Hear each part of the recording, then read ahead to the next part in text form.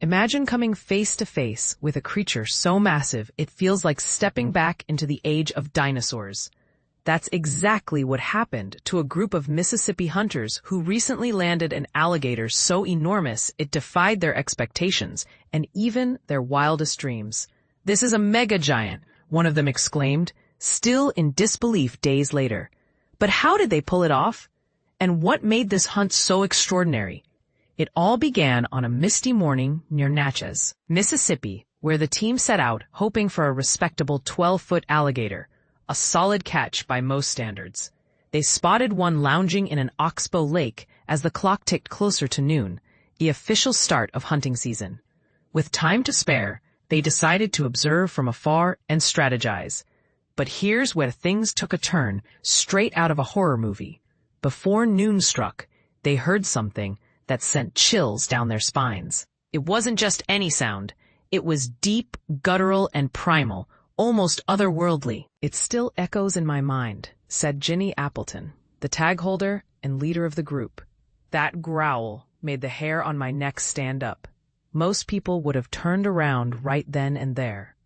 Blake Doherty, Appleton's hunting partner, described it slightly differently, but no less dramatically. "It was more like a roar," Doherty recalled, "a full-on dinosaur-like roar echoing across the water. He did it 8 or 10 times before we fired up the boat motor." This eerie call signaled two things. First, they were dealing with an alligator, unlike any they'd encountered before. Second, its size likely rivaled some prehistoric beasts.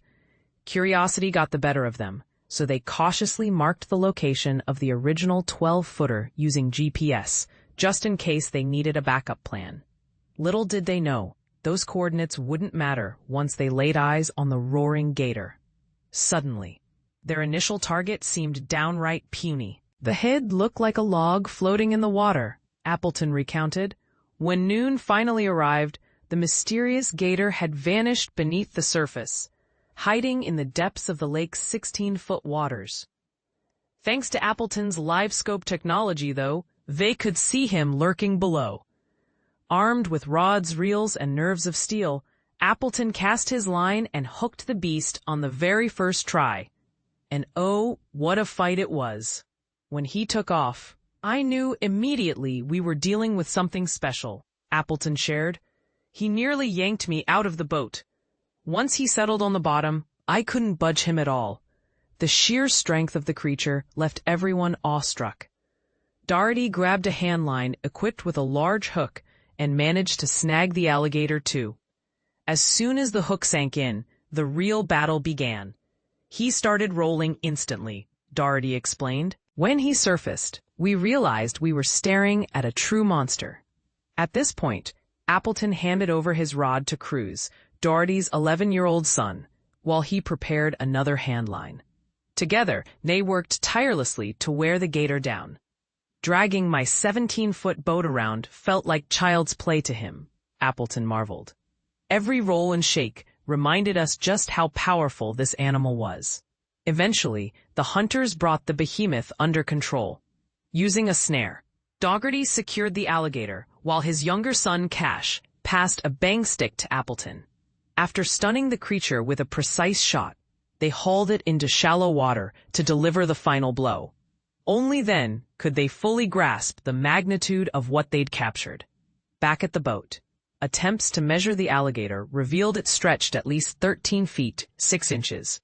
But because the body wasn't lying flat, they suspected it might be longer. Their suspicions were confirmed later at Red Antler Processing in Yazoo City, weighing in at an astonishing 662 pounds and measuring 14 feet and a quarter inch.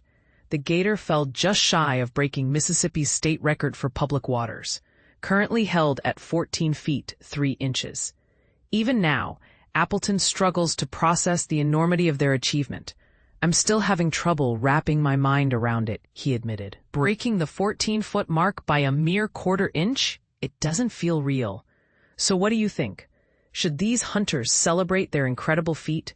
Or does landing such a colossal creature raise ethical questions about trophy hunting? Is chasing records worth the potential impact on wildlife populations? Share your thoughts in the comments below.